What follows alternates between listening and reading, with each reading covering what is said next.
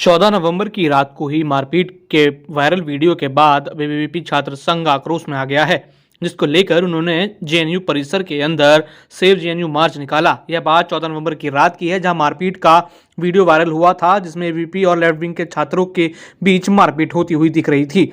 इस मारपीट के दौरान एबीवीपी के छात्रों को कई गंभीर चोट आई है। इसमें एक छात्र का हाथ भी टूट गया है। इसको लेकर उन्होंने लेफ्ट विंग के छात्र संघ के खिलाफ और जेएनयू परिसर के खिलाफ मार्च निकाला, जिसमें छात्र सुरक्षा की बात की गई। और जो भी आरोप एबीवीपी छात्र संघ पर लेफ्ट विंग ने छात्र संघ ने लगाए हैं, वह भी बिल्कुल निराधार हैं, ऐसा कहते हुए ये मार्च निकाला। लेफ्ट विंग के छात्र संघ का कोई प्रोग्राम होना था, जिसके लिए उन्होंने बुकिंग भी कराई थी, मगर इस प्रोग्राम के दौरान एबीवीपी के छात्र संघ के छात्र आए और उन्होंने लेफ्ट विंग के छात्रों के साथ और अन्य छात्रों के साथ मारपीट करी। जब यह सब सवाल एबीवीपी के अध्यक्ष शिवम चौरसिया से पूछे गए तो उन्होंने बताया कि यह सब गलत आरोप हैं। यह सिर्फ एबीवीपी छात्र संघ को घेरने की चाल है, बल्कि एबीवीपी के छात्रों के साथ उस हॉल में मारपीट हुई, जिसमें कई लोग चोटिल हुए। इसी आरोप प्रत्यारोप के चलते जेएनयू का मामला अभी तक सुलझ नहीं पाया है। और उसी बीच एबीवीपी छात्र संघ ने जेएनयू सेव मार्च जेएनयू के परिसर में निकाला, जिसमें सभी एबीवीपी के छात्र संघ मौजूद रहे और उन्होंने जमकर नारेबाजी।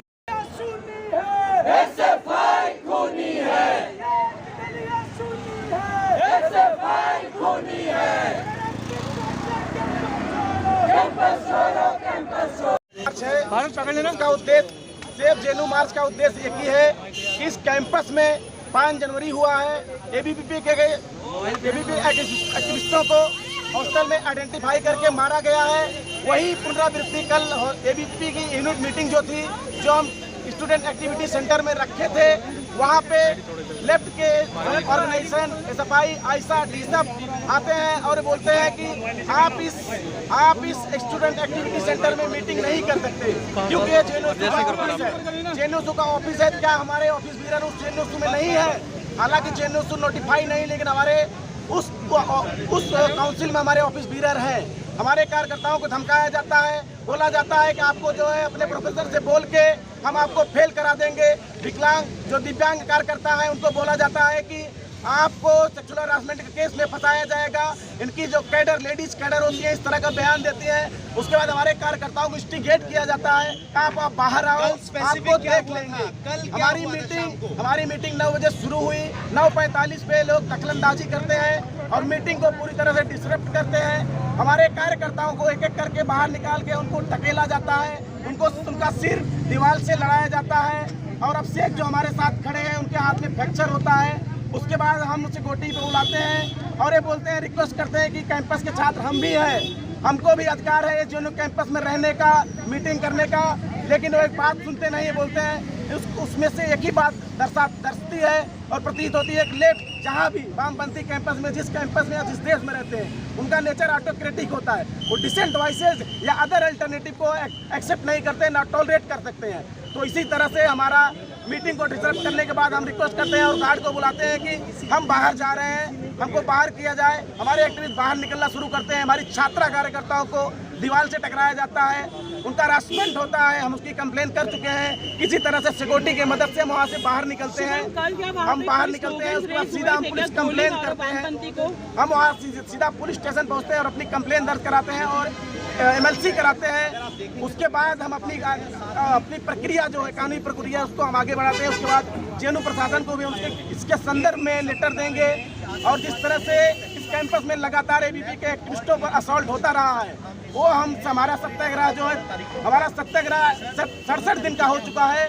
और उसके माध्यम से इस कैंपस में MA और PhD और MPhil का छात्र कैंपस में उसकी एंट्री हो चुकी है, लोगों को फेलोशिप मिल रहा है और हॉस्टल रिनोवेशन शुरू हो गया है। उसके अलावा हम कल जनजाति दिवस आज जो है उसको मनाने के लिए हमारी मीटिंग थी।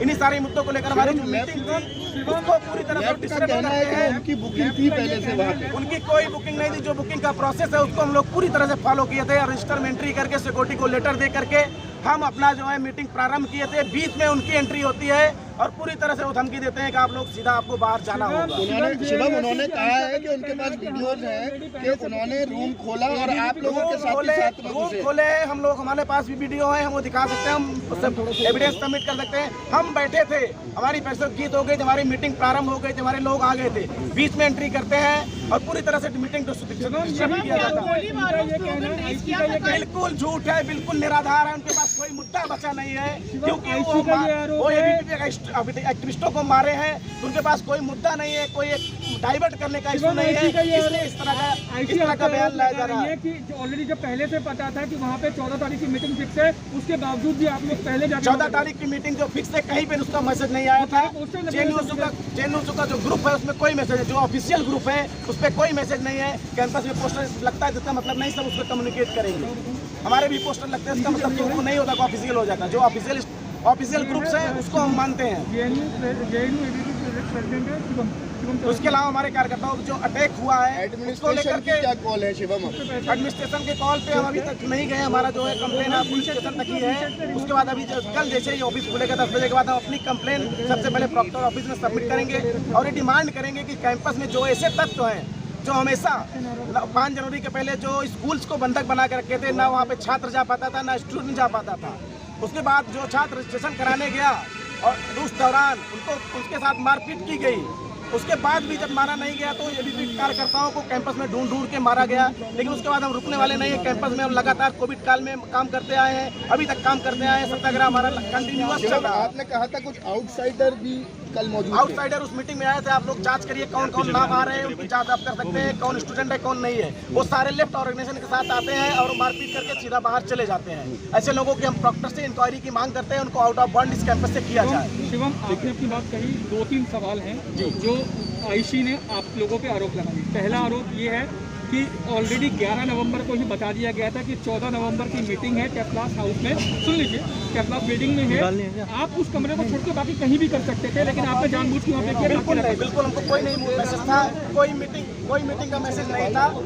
तो अगर हमको मैसेज होता तो हम मीटिंग अपनी रखते ही नहीं। हम पहले बातचीत करके देखते हैं। उसके पहले भी हम मीटिंग करने के लिए गए थे, पिछले वीक उसी फॉर्मेट में गए थे। लेकिन देखिए वहाँ कोई मीटिंग कर रहा है तो हम लोग वापस चले आए थे, मीटिंग नहीं किए थे। अगर कोई होता, कोई बोला होता हमारी मीटिंग नहीं होगी, लेकिन उनकी मंशा ही ऐसी थी कि आज ABVP मीटिंग करने आया है। हमारे पास मौका है ABVP के लोगों को फिर से धमकाया जाए, डराया जाए, क्योंकि ABVP के लोग कैंपस में काम करना शुरू कर दिए। उनके पास कोई मुद्दा नहीं है, केवल प्रोपेगेंडा करने के लिए कुछ नहीं है। दूसरा आरोप ये लगाया गया है कि सब कुछ जानते हुए आप जानबूझ की पहले वहाँ पे जाके इसमें बैठे, ताकि जिस संगठन में वो बिल्कुल नहीं, पहले और बात का सवाल ही नहीं है। हमारी मीटिंग थी, रूम खाली था, हम गए। उससे पहले बात का सवाल कोई बेसिस है ही नहीं। ठीक है। आप लोगों ने जो कंप्लेंट दी